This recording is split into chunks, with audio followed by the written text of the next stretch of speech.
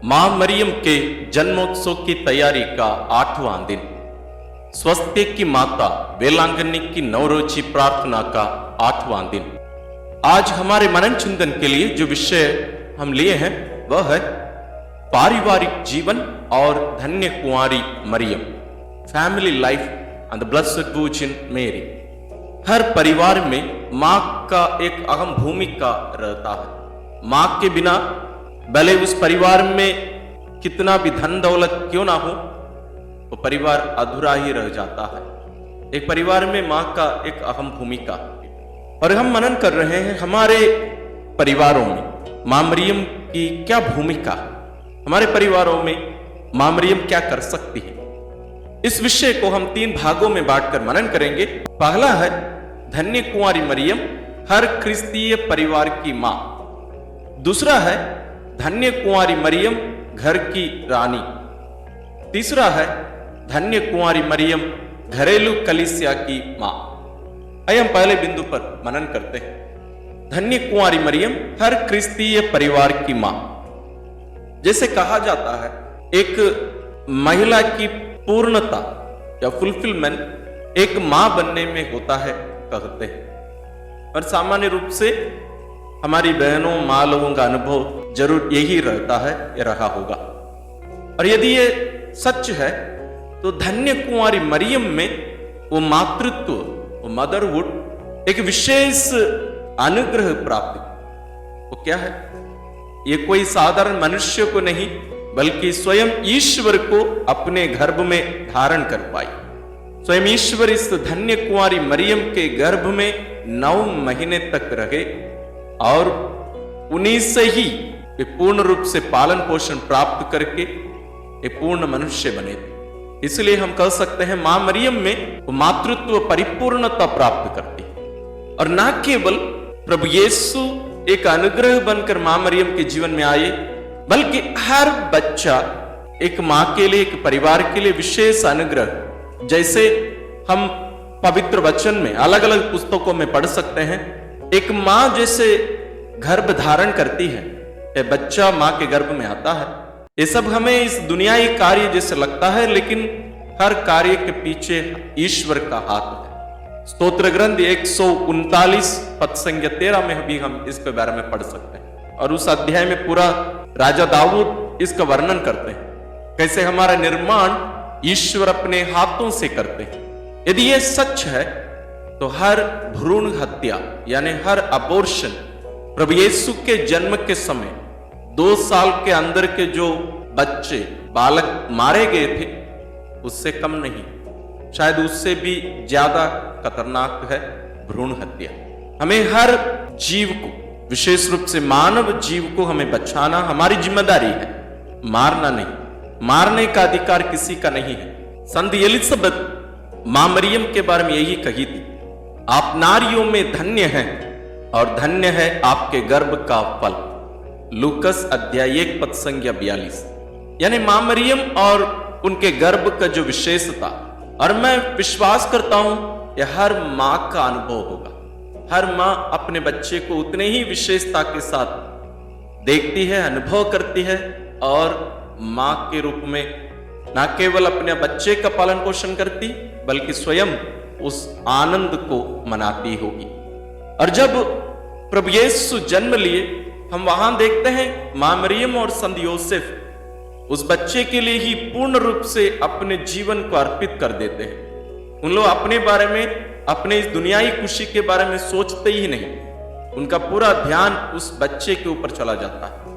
और उसी प्रकार हमारे माता पिता हमारे लिए भी किए, और जितने भी हम माता पिता हैं आप लोग भी अपने बच्चों के लिए वैसे ही करते हैं।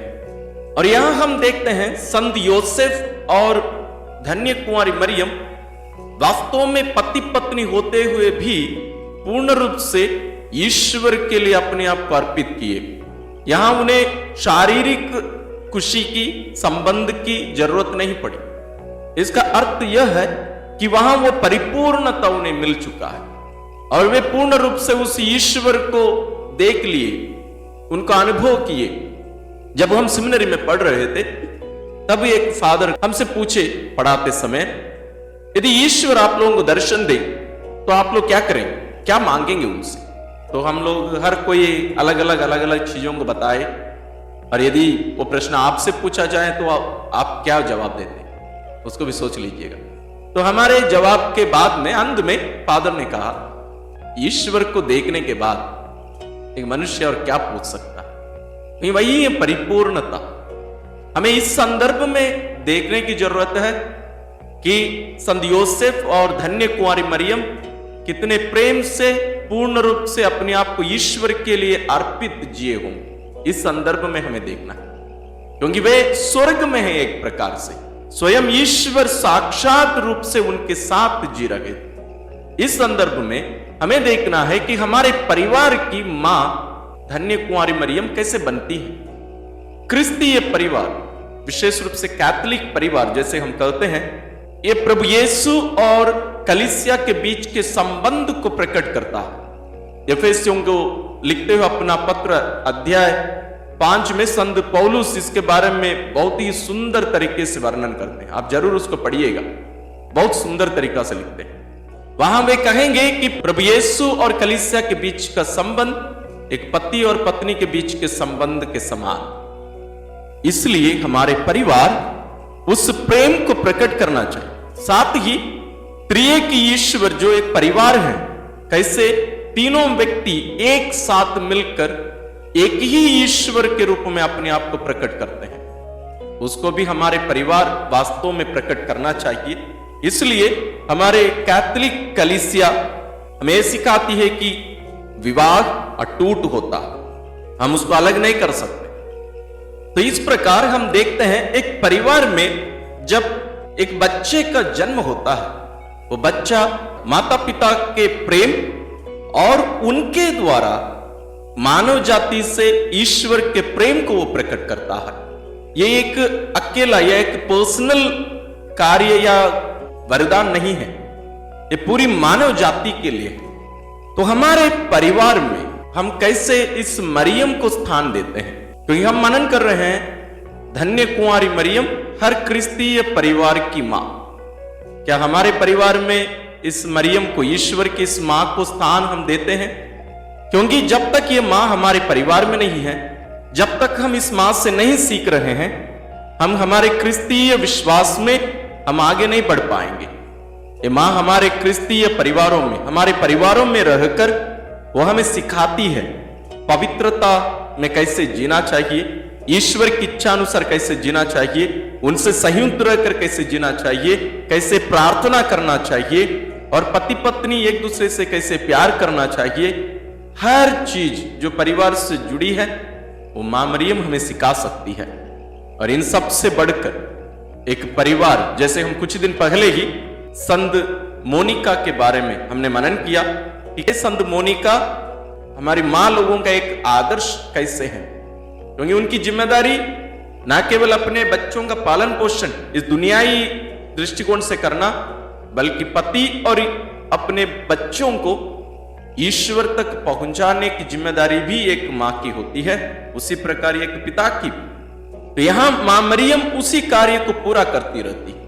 यहां हम देखते हैं संत यूसुफ और मां मरियम एक दूसरे को जो जिम्मेदारी, जो बुलाहट ईश्वर दिए, उसको पूरा करने में दोनों एक दूसरे का साथ दिए। संत योसेफ मां मरियम की रक्षा किए, उनके देखरेख किए, ईश्वर के पुत्र की मां के संरक्षक के रूप में, पति के रूप में, और उसी प्रकार प्रभु यीशु का भी देखरेख किए। और हम मां मरियम में देखते हैं वो पूर्ण रूप से ईश्वरीय इच्छा को पूरा करने के लिए अपने आप को अर्पित कर देती है, इसलिए वो दुखों की मां भी कहलाती है। और उसी प्रकार प्रभु यीशु भी, हम जरूर नासरत के उस परिवार में 30 साल तक उन्हें खुशी और आनंद के साथ जीते हुए देखते हैं, लेकिन जब वो मिशन कार्य प्रारंभ करते हैं, हर मोड़ पर उन्हें दुख इंतजार कर रहा था। अंत में वो क्रूस पर अपने आप को बलि चढ़ाए। ना केवल प्रभु की मां वहां क्रूस के नीचे खड़ी होकर अपने आप को अपने पुत्र के साथ बलि चढ़ा रही थी। तो ये धन्य कुंवारी मरियम को हमारे परिवारों की मां के रूप में हमें अपनाने की जरूरत है। तो हमें देखना पड़ेगा कि हम कैसे इस धन्य कुंवारी मरियम को हमारे परिवारों में स्थान देते हैं। यदि हम उन्हें स्थान नहीं देते हैं तो हमारे परिवार सच्चा क्रिस्तीय परिवार नहीं हो सकते। इसलिए कलीसिया नासरत के पवित्र परिवार को सभी परिवारों का आदर्श मानती है। हमें हमारे परिवार की मां को यानी मां मरियम को हमारे जीवन में, हमारे परिवार में स्थान देना अनिवार्य है। दूसरा बिंदु है धन्य कुंवारी मरियम घर की रानी। मां लोगों की जिम्मेदारी बहुत सारी होती है, बहुत सारी जिम्मेदारी है, ना केवल शारीरिक, ना केवल आत्मिक, ना केवल मानसिक, सब कुछ देख रेख मां स्वयं करती है। और विश्वास की मां होने के कारण ये अपने इस विश्वास को अपने बच्चे पर प्रकट की, उसको सिखाई। जरूर प्रभु यीशु स्वयं ईश्वर है, लेकिन उनको सिखाया भी गया क्योंकि वो पूर्ण रूप से मनुष्य भी थे। तो मां मरियम विश्वास को उन्हें सिखाई। मां मरियम को देखकर प्रभु यीशु सीखे। हमारे परिवारों में हमारी मां, हमारे पिताजी जो हमें सिखाए उदाहरण के द्वारा, ना केवल शब्दों से, उदाहरण के द्वारा, उन्हीं बातों को हम सीखे होंगे। प्रभु यीशु अपनी मां को देखे, वो कितना अर्पित होकर ईश्वर की इच्छा पूर्ण रूप से करने के लिए अपने आप को पूर्ण रूप से 100% हर क्षण हर पल अर्पित करती रही। प्रभु यीशु इन सभी बातों को नजदीकी से रहकर मां मरियम के हाथों को पकड़कर इन सभी बातों को सीखे, उनकी मां से सीखे इन सभी बातों को। जरूर अपने पालक पिता संत यूसुफ से भी, लेकिन हम बार बार देखे हैं हमारे परिवारों में जो स्थिति है उसको संभालने वाली अधिकांश मां होती है। और इस कारण जब प्रभु यीशु अपनी मां और अपने पालक पिता को, जरूर उन्हें पालक पिता कहकर नहीं बुलाए होंगे, यीशु जरूर पिता कहकर बुलाया करते थे, दोनों के वे अधीन रहे। संत लूकस रचित सुसमाचार अध्याय 2 पद संख्या 41 से लेकर 52 तक यदि हम पढ़ें तो हमें वहां पता चलेगा प्रभु यीशु मंदिर में खो जाते हैं और उनके माता पिता उन्हें पाते हैं। उस घटना का वर्णन है। यहां हम देखते हैं पद संख्या 51 में 51-52 में हम देखते हैं यीशु उनके साथ नाजरेत गए और उनके अधीन रहे। उनकी माता ने इन सब बातों को अपने हृदय में संचित रखा। ईसा की बुद्धि और शरीर का विकास होता गया, वह ईश्वर तथा मनुष्यों के अनुग्रह में बढ़ते गए। देखिए ईसा उनके माता पिता के अधीन रहे। ये कहां से सीखे? वो अपनी मां से सीखे। कैसे मां ईश्वर के अधीन रहकर पूर्ण रूप से ईश्वर की इच्छा पूरी करती रही। और जरूर प्रभु यीशु को कहानियां सुनाती रही होंगी, शिक्षा देती रही होंगी। उन सभी बातों से स्वयं प्रभु यीशु सीखे। इसलिए हम देखते हैं कि उन्हीं बातों को प्रभु यीशु सीख कर अपने अंतिम क्षण तक, क्रूस मरण तक वो आज्ञाकारी बने रहे। जैसे फिलिपियों के नाम संत पौलुस का पत्र अध्याय 2 में हम पढ़ते हैं, वो पूर्ण रूप से आज्ञाकारी बन गए थे। या आज्ञाकारी बनने की शिक्षा वे स्वयं मां मरियम से सीखे होंगे। और मां मरियम और संत यूसुफ दोनों हम देखते हैं कि वे ईश्वर के नियमों का पालन करते थे। हर वर्ष वे यरूशलेम मंदिर जाते थे क्योंकि ये नियम था, वे हर वर्ष जाते थे। इसलिए लूकस रचित सुसमाचार अध्याय 2 पद संख्या 41 में लिखा है, ईसा के माता पिता प्रतिवर्ष पास्का पर्व के लिए यरूशलेम जाया करते थे, प्रतिवर्ष। और इसके साथ हम देखते हैं कि मां मरियम यहां तक रुकती नहीं, ये प्रभु यीशु को जाकर आज्ञाकारी बनने के लिए उन्हें एक प्रकार से प्रेरित भी करती है और दबाव भी डालती है। कब? काना के विवाह में, जब धन्य कुंवारी मरियम अपने पुत्र के पास जाकर जानकारी देती है कि उनके पास दाखरस खत्म हो गया है, समाप्त हो गया है। प्रभु यीशु अपनी मां से कहते हैं, भद्रे इससे आपको और मुझको क्या, मेरा समय अभी तक आया नहीं है। लेकिन उनकी मां मरियम वहां रुकती नहीं है। वो नहीं कहती है अच्छा बेटा जब समय आएगा मुझे बताना, वैसे नहीं कहती है। वो जाती है सेवकों के पास, उनके पास जाकर कहती है वे जो कुछ कहें वही करना। और प्रभु यीशु अपनी मां की आज्ञा का पालन करते हैं, उस आदेश का पालन करते हैं। वे जाकर उस पहले चमत्कार को अपनी मां की इच्छा अनुसार पूरा करते हैं, उनके कहने पर उसको करते हैं। इसी प्रकार हमारे परिवारों की भी रानी हमारी मां मरियम है। कब? जब कभी हम भी प्रभु यीशु के समान हम मां मरियम की बातों को मानकर हम उन्हें वो स्थान देंगे। प्रभु यीशु अपनी मां को अपनी रानी के रूप में रखे और आज भी रखते हैं, उनके अधीन रहे, वो रानी है उनकी। हम जरूर मां मरियम के आदर में नोवेना विनती करते हैं, प्रार्थना जरूर करते हैं, लेकिन क्या हम उनकी बातों को मानकर, जैसे प्रभु यीशु उनके अधीन रहकर उनकी इच्छा पूरी किए, क्या हम भी हमारे परिवार की इस रानी की बातों को मानकर क्या हम उनकी इच्छा पूरी करने की कोशिश करते हैं? यदि हम नहीं करते हैं तो वे हमारे परिवार की रानी नहीं है। यदि हैं तो हमें उन्हें उस स्थान को, उस अधिकार को देने की जरूरत है। तीसरी बात है धन्य कुंवारी मरियम घरेलू कलीसिया की मां। हर परिवार एक कलीसिया है। कौन सी कलीसिया? घरेलू कलीसिया, द डोमेस्टिक चर्च। और हम जानते हैं कि एक परिवार में कितनी बार प्रार्थना होनी चाहिए। हर भोजन के समय प्रार्थना होनी चाहिए, सुबह उठते ही प्रार्थना होनी चाहिए, जब भी घर से बाहर जाएं तो प्रार्थना होनी चाहिए। हम जानते हैं कि कितने बार हम प्रार्थना करते हैं एक दिन में। भले हम हाथ जोड़कर आंख बंद करके नहीं करते होंगे, लेकिन हर मोड़ पर एक परिवार प्रार्थना करता रहता है। और ये सब अवसर जब भी हम प्रार्थना करते हैं उस समय मां मरियम हमारे साथ रहती है, हमेशा रहती है। लेकिन हर बार जब हम प्रार्थना करते हैं वो हमें संभालती है, हमें शिक्षा देती है, वो हमें सिखाती है कैसे ईश्वर के वचन को हर दिन पढ़ना चाहिए और उसको अपने हृदय में संजोए रखना चाहिए। जैसे थोड़ी देर पहले हम संत लूकास रचित सुसमाचार अध्याय 2 में हमने देखा, उनकी माता ने इन सब बातों को अपने हृदय में संजित रखा। तो हम हर एक से भी वो चाहती हैं कि कलीसिया के सदस्य होने के नाते और कलीसिया के परिवार होने के नाते और घरेलू कलीसिया होने के नाते हमारे परिवारों में ईश्वर का वचन पढ़ाया जाना, सुनाया जाना, मनन चिंतन किया जाना और हमारे हृदय में संजोए रखकर मनन चिंतन करने के लिए वह हमें आमंत्रित करती है। इसलिए हम सामान्य रूप से आध्यात्मिकता को अलग अलग रीति से हम देख सकते हैं। जैसे कैथोलिक कलीसिया में हर संत के नाम पर, महान संतों के नाम पर आध्यात्मिकता, जैसे Franciscan spirituality, Augustinian spirituality, Ignatian spirituality, बहुत सारे धार्मिकता है, स्पिरिचुअलिटी है हम कहते हैं। लेकिन मां मरियम हमें एक विशेष पारिवारिक धार्मिकता या पारिवारिक आध्यात्मिकता के लिए आमंत्रित करती है। कैसे हमारे परिवार ईश्वर के अधीन रहकर ईश्वर की इच्छा को पूरी करने वाला एक परिवार कैसे बनना चाहिए, वो हमें हमारी मां सिखाती है, क्योंकि हमारे परिवार एक घरेलू कलीसिया है।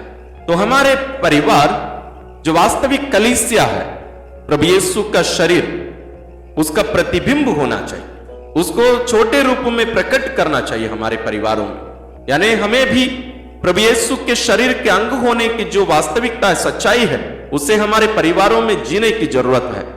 और ये मां जो पिता ईश्वर की इच्छा पूरी करने के लिए अपने आप को पूर्ण रूप से अर्पित करके प्रभु यीशु के पीछे पीछे चली और प्रभु के क्रूस के नीचे खड़ी रही, उसी प्रकार घरेलू कलीसिया भी इस दुनिया में जो दुख संकट आते हैं, हमारी गलतियों के कारण नहीं, हमारे पापों के कारण नहीं, बल्कि क्रिस्तीय होने के कारण, क्रिस्तीय परिवार के सदस्य होने के कारण, प्रभु यीशु के शरीर के अंग होने के कारण जो दुख उठाने पड़ते हैं, उन्हें भी हमारी मां मरियम के समान ढोकर, क्रूस के रूप में ढोकर, प्रभु यीशु के पद चिन्हों पर चलकर मां मरियम के साथ यात्रा करके हमें भी उस कलवारी पहाड़ तक पहुंचना है। मतलब हमें हर दिन अपने आप को बलि चढ़ाने का अवसर मिलता है, तब हमारा परिवार एक घरेलू कलीसिया बन सकता है। हम मनन चिंतन करें, मूल्यांकन करें, क्या हम मां मरियम को हमारे परिवारों में स्थान दिए हैं, हमारे परिवार की मां के रूप में, हमारे घर की, हमारे परिवार की रानी के रूप में, और हमारा परिवार घरेलू कलीसिया है, उसकी भी वही मां है।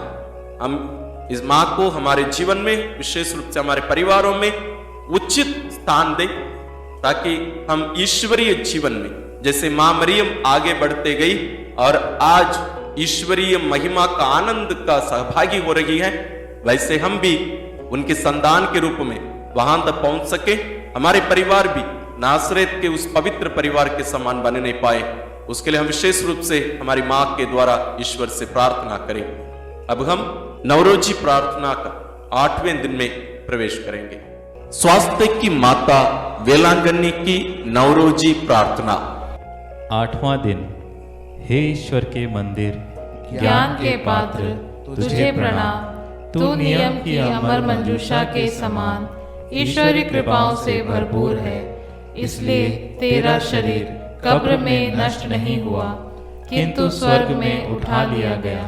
इस कृपा के लिए हम ईश्वर के प्रति कृतज्ञ हैं और तेरी स्तुति करते हैं। हे निर्मल कुंवारी, तूने इस संसार को त्याग कर स्वर्ग प्रवेश किया, लेकिन हम परदेशियों को ना भूल। हे अमर प्रकाश के तारे, अंधकार में भटकने वालों को प्रकाश दिला और इस भवसागर में हमारा मार्गदर्शन कर। पुत्र के सूली के निकट खड़े होकर अपनाए हुए संतानों को ना भूल। उसी क्रूसित पुत्र से प्रार्थना कर कि हम अपनी आत्मा और शरीर को पवित्र रखें और तेरे साथ आनंद के भागी बने। आमीन। स्वास्थ्य की माता की स्तुति विनती। प्रभु दया कर, प्रभु दया कर, क्रिस्त दया कर, क्रिस्त दया कर, प्रभु दया कर, प्रभु दया कर, क्रिस्त हमारी सुन, क्रिस्त हमारी विनती पूरी कर। स्वर्गवासी पिता ईश्वर, हम पर दया कर। पुत्र ईश्वर, दुनिया के मुक्तिदाता, हम पर दया कर। पवित्र आत्मा ईश्वर, हम पर दया कर। पवित्र त्रित्व एक ही ईश्वर, हम पर दया कर। आदि पाप रहित उत्पन्न मरिया, हे स्वास्थ्य की माता, हमारे लिए प्रार्थना कर। विश्व सृष्टि के पूर्व निश्चित, हे स्वास्थ्य की माता, हमारे लिए प्रार्थना कर। आदि में देवदूतों को सूचित, हे स्वास्थ्य की माता, हमारे लिए प्रार्थना कर। आदम को सूचित, हे स्वास्थ्य की माता, हमारे लिए प्रार्थना कर। पाप तम को दूर करने वाली प्रकाश पुंज, हे स्वास्थ्य की माता, हमारे लिए प्रार्थना कर। नबियों द्वारा भोर का तारा सूचित, हे स्वास्थ्य की माता, हमारे लिए प्रार्थना कर। लाभप्रद मेघ स्वरूप, हे स्वास्थ्य की माता, हमारे लिए प्रार्थना कर। भलाई के पात्र, हे स्वास्थ्य की माता, हमारे लिए प्रार्थना कर। धर्म पूर्वजों द्वारा प्रशंसित, हे स्वास्थ्य की माता, हमारे लिए प्रार्थना कर। शैतान का सिर कुचलने वाली, हे स्वास्थ्य की माता, हमारे लिए प्रार्थना कर। राजकुल में श्रेष्ठ वंशज, हे स्वास्थ्य की माता,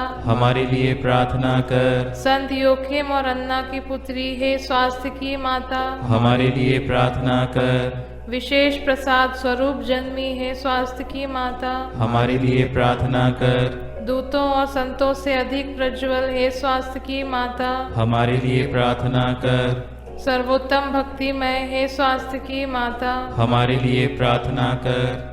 ईश्वरीय अनुग्रह से प्रकाशित, हे स्वास्थ्य की माता, हमारे लिए प्रार्थना कर। ईश पुत्र से संयुक्त, हे स्वास्थ्य की माता, हमारे लिए प्रार्थना कर। सब संतों से श्रेष्ठ, हे स्वास्थ्य की माता, हमारे लिए प्रार्थना कर।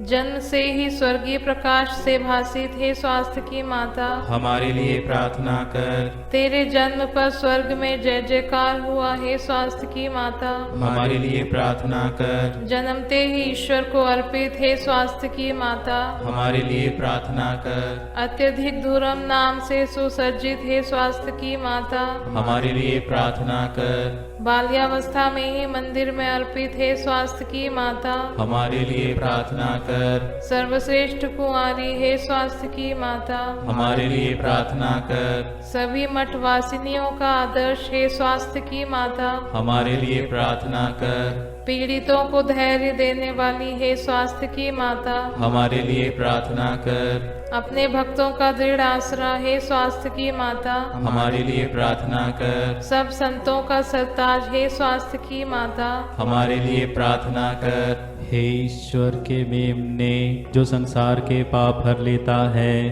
प्रभु हमें क्षमा कर। हे ईश्वर के मेमने, जो संसार के पाप हर लेता है, प्रभु हमारी प्रार्थना सुन। हे ईश्वर के मेमने, जो संसार के पाप हर लेता है, हम पर दया कर। हम प्रार्थना करें। हे प्रभु ईश्वर, तूने निष्कलंक कुंवारी मरिया को सब कृपाओं से भूषित किया और तेरे पुत्र का पालन पोषण करने के लिए उसे चुन लिया। हमें यह कृपा दे कि हम उसकी प्रार्थना के द्वारा अकाल, युद्ध और सभी रोगों से मुक्त हो और आनंद के साथ स्वर्ग सिधार सके, हमारे प्रभु क्रिस्त के द्वारा। आमीन। वेलांगनी माता से रोगियों की प्रार्थना। हे कुंवारियों की कुंवारी, स्वास्थ्य की स्वामिनी, वेलांगनी में विराजमान ईश्वर की माता, तू मेरी आत्मा और शरीर का सहारा है। तेरी दया और शक्ति पर पूरी आशा रखकर मैं तेरे पास दौड़ आता हूँ। मेरा रोग दूर कर कि मैं तेरे पुत्र की और तेरी महिमा गाऊं। सभी रोगियों को ढाढ़स दिला। यदि उनकी आत्मा के लिए लाभदायक हो तो उन्हें स्वास्थ्य दिला। उनकी अच्छी मृत्यु के लिए सहायता कर। हे कृपामयी माता, मेरे कष्टों को दूर कर, अथवा हे स्वास्थ्य की माता, मुझे वह सहन शक्ति दे कि मैं सभी सांसारिक प्रलोभनों से बचकर अपनी आत्मा को तेरी इच्छा अनुसार पवित्र रखूं। हे दयामयी माता, तूने किसी भी याचक को इनकार नहीं किया। यह तो निश्चय है कि मेरे संकट में तू मेरी मदद करेगी। तू ही पीड़ितों की सहानुभूति है। इस निर्वासन में रोते अभागों के आंसू तू ही पोंछ सकती है। तू ही ख्रिस्तियों की सहायता है। ख्रिस्त की माता होने से तू ही ख्रिस्तियों के पक्ष में सिफारिश कर सकती है। हे दयामयी और शक्तिमती माता, हमारी देखभाल कर, कष्ट पीड़ा से हमारी रक्षा कर। हे स्वामिनी, प्रार्थना कर कि मैं परमेश्वर के साथ अनंत काल तक आनंद पाने के लिए अच्छा क्रिस्तीय जीवन बिता सकूं। आमीन। आत्मा शरीर की जरूरतों में प्रार्थना। मेरी स्वामिनी, तू ईश्वर द्वारा दिया गया मेरा सच्चा सहारा है। आतंक के समय विश्राम के शिविर, पाप के अंधकार में लड़खड़ाती आत्माओं के प्रकाश, निर्बलों के बल, दरिद्रों के धन, पीड़ितों की आशा, मानव प्रेमी ईश्वर की माता होने के नाते मुझ पर दया कर। तू मुझे भली भांति जानती है, इसलिए मैं तुझसे यह विनती करता हूँ। स्वर्ग और पृथ्वी की रानी, कृपा पूर्ण मरिया, पापियों की शरण, पाप सागर में डूबे लोगों के सहारे तेरी सहायता से दास मुक्ति पाते हैं। रोगियों के स्वास्थ्य, पीड़ितों के सहारे संसार मुक्ति के सिंहासन तेरी शरण में आए मुझ पापी को अस्वीकार मत कर, परंतु मेरी याचना स्वीकार कर। आमीन। वेलांगनी माता से नवरोजी प्रार्थना। हे अति पवित्र कुंवारी, पवित्र त्रित्व के द्वारा प्रभु क्रिस्त की माता बनने चुनी गई निष्कलंका, मैं तेरा सेवक तुझे उस महान आनंद की याद दिलाता हूँ जब ईश्वर का पुत्र तेरे गर्भ में आया। मैं अपनी भक्ति द्वारा तेरे उस आनंद को और भी बढ़ाना चाहता हूँ। पीड़ितों के प्रति करुणामय माता, मेरे पीड़ामय जीवन को आनंदमय बना। तेरे पुत्र की महान शक्ति पर भरोसा रखकर मैं अपनी अर्जियां तेरे सामने रखता हूँ। यदि मेरी ये अर्जियां मेरी आत्मा के लिए लाभप्रद हो तो इन्हें मुझे दिला। यदि मेरी मांगे ईश्वरी इच्छा के प्रतिकूल हो तो मुझे अन्य आवश्यक कृपाएं दिला। यहाँ अपनी मांगे रखें। हे ईश्वर की माता, तुझ पर मेरा भरोसा है, इसलिए मैं यह नौरोजी प्रार्थना कर रहा हूँ। यीशु के जन्म के समय जो आनंद तुझे प्राप्त हुआ उसकी हम याद करते हैं और उसके सम्मान में यह नौरोजी प्रार्थना करते हैं। तू उसे सुन और मेरे 9 प्रणाम मरिया को भी स्वीकार कर। प्रणाम मरिया, कृपा पूर्ण, प्रभु तेरे साथ है। धन्य है तू स्त्रियों में और धन्य है तेरे गर्भ का फल यीशु। हे संत मरिया, ईश्वर की माँ, प्रार्थना कर हम पापियों के लिए अब और हमारे मरने के समय आमीन। प्रणाम मरिया, कृपा पूर्ण, प्रभु तेरे साथ है। धन्य है तू स्त्रियों में और धन्य है तेरे गर्भ का फल यीशु। हे संत मरिया, ईश्वर की माँ, प्रार्थना कर हम पापियों के लिए, अब और हमारे मरने के समय आमीन। प्रणाम मरिया, कृपा पूर्ण, प्रभु तेरे साथ है। धन्य है तू स्त्रियों में और धन्य है तेरे गर्भ का फल यीशु। हे संत मरिया, ईश्वर की माँ, प्रार्थना कर हम पापियों के लिए, अब और हमारे मरने के समय आमीन। प्रणाम मरिया, कृपा पूर्ण, प्रभु तेरे साथ है। धन्य है तू स्त्रियों में और धन्य है तेरे गर्भ का फल यीशु। हे संत मरिया, ईश्वर की माँ, प्रार्थना कर हम पापियों के लिए, अब और हमारे मरने के समय आमीन। प्रणाम मरिया, कृपा पूर्ण, प्रभु तेरे साथ है। धन्य है तू स्त्रियों में और धन्य है तेरे गर्भ का फल यीशु। हे संत मरिया, ईश्वर की माँ, प्रार्थना कर हम पापियों के लिए, अब और हमारे मरने के समय आमीन। प्रणाम मरिया, कृपा पूर्ण, प्रभु तेरे साथ है। धन्य है तू स्त्रियों में और धन्य है तेरे गर्भ का फल यीशु। हे संत मरिया, ईश्वर की माँ, प्रार्थना कर हम पापियों के लिए, अब और हमारे मरने के समय आमीन। प्रणाम मरिया, कृपा पूर्ण, प्रभु तेरे साथ है। धन्य है तू स्त्रियों में और धन्य है तेरे गर्भ का फल यीशु। हे संत मरिया, ईश्वर की माँ, प्रार्थना कर हम पापियों के लिए, अब और हमारे मरने के समय आमीन। प्रणाम मरिया, कृपा पूर्ण, प्रभु तेरे साथ है। धन्य है तू स्त्रियों में और धन्य है तेरे गर्भ का फल यीशु। हे संत मरिया, ईश्वर की माँ, प्रार्थना कर हम पापियों के लिए, अब और हमारे मरने के समय आमीन। प्रणाम मरिया, कृपा पूर्ण, प्रभु तेरे साथ है। धन्य है तू स्त्रियों में और धन्य है तेरे गर्भ का फल यीशु।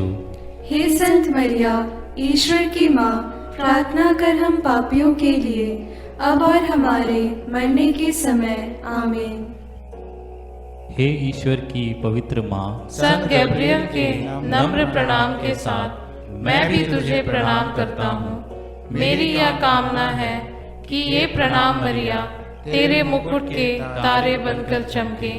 हे पीड़ितों के आश्रय, सभी संतों के पुण्य कार्यों के खातिर तू मेरी यह मांग पूरी कर।